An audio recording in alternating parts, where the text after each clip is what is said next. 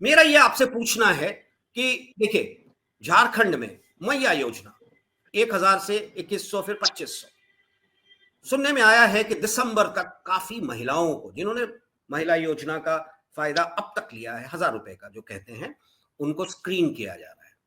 कुछ ऐसी महिलाएं हैं, उनका जो क्राइटेरिया दिया हुआ है ना महिला योजना का, झारखंड की बात मैं कर रहा हूं, झारखंड सरकार ने स्क्रीनिंग के दौरान 4 पॉइंट्स दिए हैं कि जिस महिला को अब तक मैया योजना मिल रहा था पर उनके घर से कोई एक सदस्य ईपीएफओ या ईपीएस का मेंबर हो, उनको रिजेक्ट किया जाएगा। या फिर महिला अगर इनकम टैक्स पेई है तो उसको रिजेक्ट किया जाएगा। अगर महिला के किसी भी घर के सदस्य सरकारी नौकरी में थे या रिटायर किए हैं, उनको बाहर किया जाएगा। पर सवाल उठता है कि ऐसी महिलाओं को, ऐसे जो लाभ लेने वाले थे, लाभान्वित लोग थे, उनको कैसे आपने इतने दिनों तक दिया? क्या क्राइटेरिया था और आज स्क्रीनिंग की जरूरत क्यों पड़ रही है? मेरा पहला सवाल झारखंड के बारे में यह है। दूसरा सवाल, विपक्ष ने फिर जो केंद्र में हुआ, पार्लियामेंट में हुआ अंबेडकर जी को लेकर, उसको लेकर कल से शायद कांग्रेस का अंबेडकर यात्रा शुरू हो रहा है। और बिहार के बारे में आपको पता ही है, जो आपने पहले भी कह रखा था, नीतीश जी की यात्रा। इन तीनों मुद्दों पे मैं आपसे विस्तार से जानना चाहूंगा। कहीं ना कहीं क्योंकि बिहार में इलेक्शन 2025 में है, झारखंड में इलेक्शन ओवर हो चुका है, नई सरकार बन चुकी है, नए साल की तैयारियां शुरू हो चुकी हैं, पर महिलाओं जो लाभान्वित थे उनको आप काटने की कोशिश कर रहे हैं। यही आप पहले कह दिए होते। ये तो चुनावी। देखिए अजय जी, आपके पहले सवाल का मैं जवाब दे दूं। मैया योजना तो निस्संदेह जब भारतीय जनता पार्टी ने गोगो योजना लागू किया कि भाई हम सरकार में आएंगे तो गोगो योजना लाएंगे, तो आनन फानन कहिए, आनन फानन में मैया योजना आई, जिसका 1000 से बढ़कर के 2500 रुपया कर दिया गया, इसमें कोई शक नहीं है। दूसरी तरफ 2500 रुपये देने की जो बात हो रही है, अब इसी साल के इसी अंतिम दिन में हेमंत सोरेन जी बैठक कर करके दूसरी किस्त भी वो जारी कर देंगे और वो पेमेंट उन लोगों को होने लगेगा, इसमें कोई शक नहीं है। अब आपका सवाल था कि पहले से ज्यादा भारी बना दिया गया है, तो स्वाभाविक सी बात है। एक तो हम व्यक्तिगत रूप से बताए थे, इस मुफ्तखोरी का मैं विरोध करता हूं, क्योंकि ये मुफ्तखोरी नहीं होनी चाहिए। और इसी बात को अभी नए विधायक जीते हैं जयराम महतो ने भी मैया योजना का डायरेक्ट इनडायरेक्ट रूप से उन्होंने भी अभी विधानसभा सत्र के दरमियान विरोध ही किया था। लेकिन सवाल ये उठता है कि ये विरोध नेता करें या लोग करें से नहीं होता है। आज की दुनिया दूसरी दुनिया हो गई है अजय जी, और बिना हाथ पैर हिलाए अगर पैसे मिलते हैं तो उसका क्या करने का है। और अब आपका सवाल कि भाई ये लोग जो अभी सख्त जो बनाए जा रहे हैं कानून कि भाई इनकम टैक्स पे नहीं होना चाहिए, तो इनकम उनके घर कोई सरकारी नौकरी नहीं होना चाहिए वगैरह वगैरह जो भी हो रहा है, तो ये लाजमी है अजय जी। ये योजना 2500 रुपया कोई सहयोग राशि है, और ये सहयोग राशि किसी गरीब को ही मिलना चाहिए, वरना वही उसी तरह नरेगा मनरेगा की तरह इसमें भी घालमेल हो जाएगा। तो ये तो हमें लगता है कि ये अगर हेमंत सोरेन की सरकार अगर क्या ये कर रही है तो अच्छी बात कर रही है कि जेन्युइन, मतलब कि अंतिम पायदान पे जो लोग बैठे हैं, ये योजना उन्हीं लोगों के लिए है। हालांकि इलेक्शन के पहले इन लोगों ने कहा था कि 57 लाख महिलाओं को दिया जाएगा जो 18 साल से 49 साल की हैं। तो 18 साल से 49 साल का उम्र यंग उम्र होता है, यूं तो क्या कहेंगे इसमें। लेकिन ये अगर नियम सख्त बना रहे हैं तो ये राष्ट्रहित में ही है, राज्य हित में ही है अजय जी। क्योंकि इसमें फिर वो गलत लोग, अब देखिए ना 30 किलो चावल या 20 किलो जो अनाज बंटने की बात हो रही है, जो 80 करोड़ लोगों को बंटता है, कार लेके मोटरसाइकिल लेके जाता है लोग और अनाज लेकर के चल देता है, तो क्या मतलब है उसका? तो कोई मतलब होता नहीं है। ये तो जिन लोगों को देने की योजना है तो गरीब तबके के लोग हैं, उनको देने की योजना है। कार वालों को तो देने की योजना नहीं है, कार वालों को जाकर के लेना भी नहीं चाहिए। तो हमें लगता है कि ये अगर सख्ती बरत रहे हैं ये हेमंत सोरेन सरकार, तो हेमंत सोरेन जी को ने ये दूरदर्शिता अपनाई है और ये दूरदर्शिता के साथ काम कर रहे हैं ताकि जेन्युइन लोगों को ये 2,500 का लाभ मिले। दूसरी बात, आपने अंबेडकर यात्रा की बात बोली कि अंबेडकर, तो स्वाभाविक से बात है कि अंबेडकर जिन्होंने हमारे संविधान को बनाया है, हमारे लिए भी वो श्रद्धेय हैं, आदरणीय हैं, प्यारे हैं, प्रिय हैं, जो आप कह सके। मैं व्यक्तिगत रूप से भी उनका बहुत आदर करता हूं, क्योंकि उन्हीं के बताए कानून पे आज हम लोग सांस लेते हैं और सांस छोड़ते हैं। इतना तक आप ये बात को समझ लिए। नहीं तो अगर हुकूमत वाली सरकार रहती, राजसी ठाट वाली सरकार रहती, तो ये ऑक्सीजन और ये सूर्य और चांद की रोशनी पर भी टैक्स लग गया रहता। लेकिन एक कानून बना हुआ है कि भाई जो जो चीज हम फ्री देंगे हम काम करेंगे। तो जो बातें लेकर के हंगामा हुआ, पहले भी मैंने आपसे बोला था कि अमित शाह जी हमारे गृह मंत्री हैं, बड़े समझदार आदमी हैं, और इस तरह की बातें टंग ऑफ स्लिप हो सकती है अजय जी। वो एक लाइन बोल देते कि मेरा इरादा ये नहीं था कि हम किसी को ह्यूमिलिएट करें, किसी आदरणीय को मैं किसी शब्दों को लेकर के गुमराह करूं, ये उद्देश्य मेरा नहीं था। मेरा उद्देश्य ये था कि भगवान का नाम भी आप लीजिए, साथ में अंबेडकर को भी लीजिए। मेरा ये कहने का उद्देश्य था कि अगर भगवान का नाम लेते हैं तो सीधे स्वर्ग जाते हैं। ऐसा भी बोल करके इस मामले को उसी दिन वो दबा सकते थे। ऐसा नहीं था। हमारी जनता, देश की जनता भोली भाली जनता है और इन बातों को वो दबा सकती थी, लेकिन उन्होंने प्रेस कॉन्फ्रेंस कर दिया। उन्होंने कहा मेरे बातों को तोड़ मरोड़ करके परोसा जा रहा है। क्या तोड़ मरोड़ कर परोसा जा रहा है भाई? इतनी बातें जो आप कर रहे हैं, उससे बढ़िया रहता कि बोल देते कि मेरी कोई मंशा नहीं है। अरे हम ही लोग बोल दे रहे हैं, टीवी में भी आपके साथ बात कर रहे हैं, मेरा भी टंग ऑफ स्लिप हो सकता है। अगर किसी को दिक्कत होगी तो अगले दिन बोल दूंगा कि हाँ भाई, बोलने के क्रम में बातें निकल गई, मेरी मंशा ऐसी नहीं थी।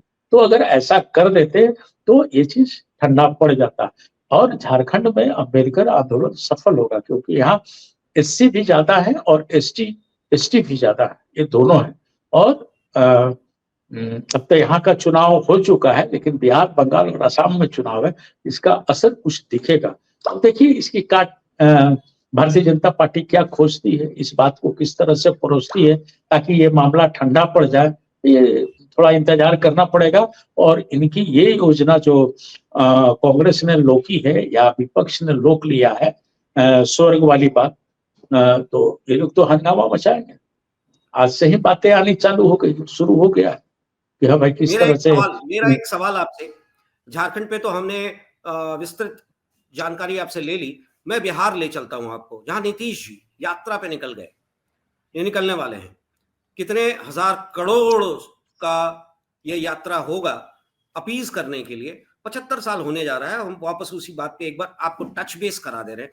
पर मेरा सवाल ये उठता है कि केजरीवाल जी ने नीतीश जी को एक चिट्ठी लिखा, जिसमें उन्होंने पत्र जो लिखा था उसमें कहा कि आप अंबेडकर जी के बारे में जो पार्लियामेंट में कहा गया, अमित शाह जी ने कहा है आप एनडीए से अलग हो जाए। नीतीश जी शांत रहे, अभी तक उनका जवाब नहीं आया। वक्फ बोर्ड के मामले में भी नीतीश जी शांत रहे, उनका कोई भी ऐसा जो कहते हैं ना प्रतिक्रिया, एक रिएक्शन, एक स्टेट के नेता, एक मुख्यमंत्री का आना चाहिए, वो नहीं आया, एक राजनेता के तौर पे नहीं आया। उसी तरह बांग्लादेश में जिस तरह हिंदू मंदिरों पे अटैक हो रहा है, एट्रोसिटीज, कोई रिएक्शन नहीं आया। क्या इस बार नीतीश जी कुछ अलग सोच रहे हैं, या भारतीय जनता पार्टी के दबाव में हैं, या कुछ अलग?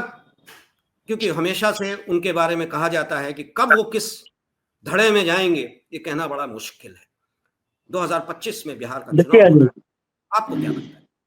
देखिए अजय जी, आपने बांग्लादेश की बात की, मैं एक बात जोड़ दे रहा हूं नेपाल की। बांग्लादेश, नेपाल, भूटान, इनसे वो से हमारी क्या दोस्ती है, हमारा क्या डेवलपमेंट है, ये सब सवाल संसद में उठने चाहिए थे। हमारे साथ आज के डेट में नेपाल भी गद्दारी कर रहा है, रंगबाजी कर रहा है। नहीं, मैं आपसे नीतीश जी के बारे में जानना चाहता हूं। पार्लियामेंट में तो जितना होना था हो गया, इस शीतकालीन वही आ जा रहे हैं, आपकी बातें पर ही आ रहे हैं। आप देख लीजिए, ये सवाल वहां होना चाहिए था। रही बात नीतीश की प्रेरणा यात्रा की, तो नीतीश पहले भी मैं बता चुका हूं कि लगातार वो यात्रा निकालते रहते हैं और यात्रा के बाद कोई ठोस निर्णय लेते हैं। दूसरी बात, ये मैं नहीं कह रहा, लालू यादव जी कहते थे, संसद में भी उन्होंने कहा कि नीतीश के पेट में दांत है, सबको मुंह में दांत होता है, समझे। तो नीतीश जी कब क्या सोचते हैं, किधर पलटी पलटी मारने के बाद तो लगातार लालू यादव जी के राजकुमार जो है तेजस्वी यादव जी ने कहा है कि भाई हमारे चचा नीतीश कुमार नहीं पलटू कुमार है, पलटू चाचा के नाम से ही संबोधित करते हैं। नहीं नहीं, तो मेरा नीतीश के सवाल अंदर अंदर संजय जी मेरा फाल्गु सवाल, नदी बहती है। संजय जी मेरा सवाल बहुत सीधा सा था, बहुत स्ट्रेट और पॉइंटेड है। आप सवाल का जवाब सुनिएगा तब न, बीच में बात करने से के नहीं हो मामले में पाएगा। अगर नीतीश जी ने कुछ कहा होता तो शायद उनके मुस्लिम वोट्स खसक गए होते। बांग्लादेश के मामले में अगर हिंदुओं को सपोर्ट किया होता तो उनके मुस्लिम वोट खटक गए होते।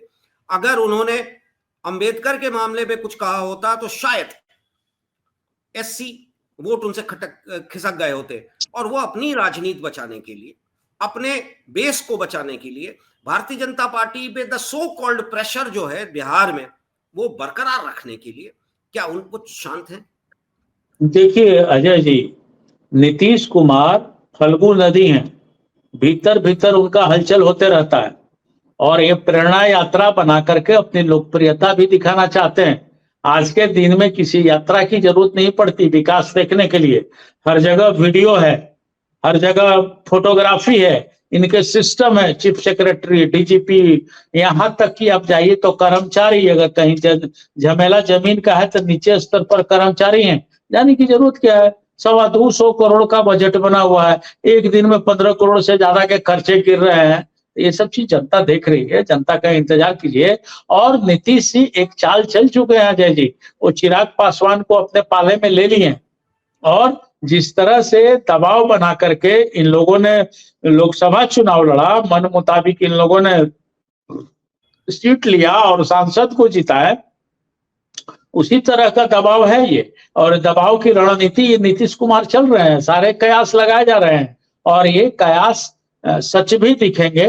बस थोड़ा दिन इंतजार करना, अगला साल अक्टूबर नवंबर, उसके बाद ये सारे कुछ खुद ब खुद निकल के चले आएंगे। अम्बेडकर पर भी चुप रहना उनके लिए उचित दिखलाई दे रहा है कि अभी हम नहीं बोले, थोड़ा सा और पकने दे तब बोले। उसके बाद इन सब चीजों को लेकर के वो आगे आएंगे अजय जी। साथ में नीतीश कुमार का कितना वीडियो वायरल हुआ है जिसको आपने देखा है, भारतीय जनता पार्टी को बोलते थे कि भारत जलाओ पार्टी है, अब दोस्ती हो गया तो ठीक हो गया। तो इसलिए नीतीश कुमार अंदर अंदर चल रहे हैं, अभी वो खुल के सामने नहीं आ रहे हैं, इसमें कोई शक नहीं। लेकिन चाहे अम्बेडकर का मामला हो, चाहे वक्फ बोर्ड का मामला हो, ये सब चीज चेक कर करके उन्होंने दिमाग में रखा है। समय आने पर वो खोलेंगे पुटली। अगर थोड़ी सी भी अनबन हुई भारतीय जनता के पार्टी के साथ तो ये अपना पोटली खोलेंगे। और भारतीय जनता पार्टी जान रही है कि अभी कोई बिहार में कद्दावर नेता हमारे पास नहीं है। उनके पास एक ही कद्दावर नेता बचे हैं जिनका नाम नंदकिशोर यादव है। सम्राट चौधरी हो गए तो राष्ट्रीय जनता दल से आए हुए लोग हैं, ये लोग कितना भारतीय जनता पार्टी को समझते हैं और जानते हैं, ये बात सब कोई जानता है, आप लोगों ने भी देखा इनका 99, 2000 के आसपास कैसे किस नाटक के तहत जन्मदिन मनाए थे वो सब लोगों ने देखा है। कद्दावर नेता भारतीय जनता पार्टी अपना तलाश रही है। विजय कुमार सिन्हा जी भी हैं, ऐसा नहीं है, नंदकिशोर यादव जी भी हैं उनके यहाँ, लेकिन जिनकी पकड़ मजबूत पकड़ हो। अब देखिए उस पकड़ को अगर ये लोग सीधे सीधे घोषित कर दे रहे हैं कि हाँ भाई इनके नेतृत्व में भारतीय जनता पार्टी की सरकार बनेगी तो कुछ मामला बनेगा, ऐसे भारतीय अंदर खाने की बात बताए तो भारतीय जनता पार्टी भी अब नीतीश से पल्ला छुड़ा करके चाह रही है कि कोई नए नेता का नए हिसाब किताब से हम लोग नाम दें और हम लोग उसको आगे बढ़ाएं। आखिर कितना दिन नीतीश कुमार को ढोया जाएगा। अभी थोड़ा देर पहले हमने कहा भी है आपको कि एक सीमा तक इंसान पहुंच सकता है, उसके बाद वो स्थिर हो जाता है। तो नीतीश जी को जितना विकास करना चाहिए था वो कर चुके हैं, अब उसमें रद्दोबदल थोड़ा बहुत हो सकता है, इससे ज्यादा हमें नहीं दिखाई देता है। वहां की जनता भी इस बात को स्वीकार कर रही है। अब आगे देखना है कि भारतीय जनता पार्टी के साथ चुनाव लड़ते हैं या फिर अलग से चिराग पासवान जी और जदयू मिलकर के चुनाव लड़ते हैं। अब ये समय बताएगा अजय जी कि, लेकिन हाँ ये जो इनकी प्रेरणा यात्रा है पूरी तरह राजनीति से ओतप्रोत है और इसका मकसद सीधे सीधे राजनीति है। हालांकि वो जब भी यात्रा करते हैं तो कुछ न कुछ नया डिसीजन लेते हैं, चाहे दारू बंद करने की बात हो, चाहे जमीन सर्वे का मामला हो, कुछ न कुछ इनका होता है। तो अब ये प्रेरणा यात्रा क्या प्रेरणा लेते हैं, ये देखने की बात है अजय जी। चलिए देखते हैं इस प्रेरणा यात्रा के बाद नीतीश जी कहीं ऐसी कोई प्रेरणा ना ले ले कि 2025 के चुनाव में वो अलग हटकर लालू जी के साथ चले जाएं।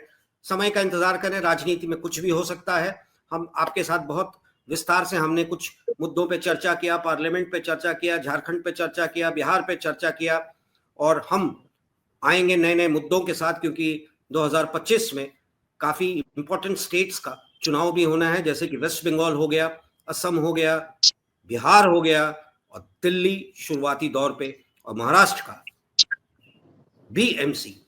इस पे हम बात करेंगे आपसे। जी बहुत अच्छा लगा आपसे बात करके संजय जी, फिर हम मिलेंगे। और आप हमसे जुड़े रहने के लिए सब्सक्राइब करें YouTube पर, फॉलो करें Twitter पर और लाइक करें Facebook पर। और ज्यादा जानकारी के लिए आपको टाइप करना होगा सिर्फ न्यूज नशा।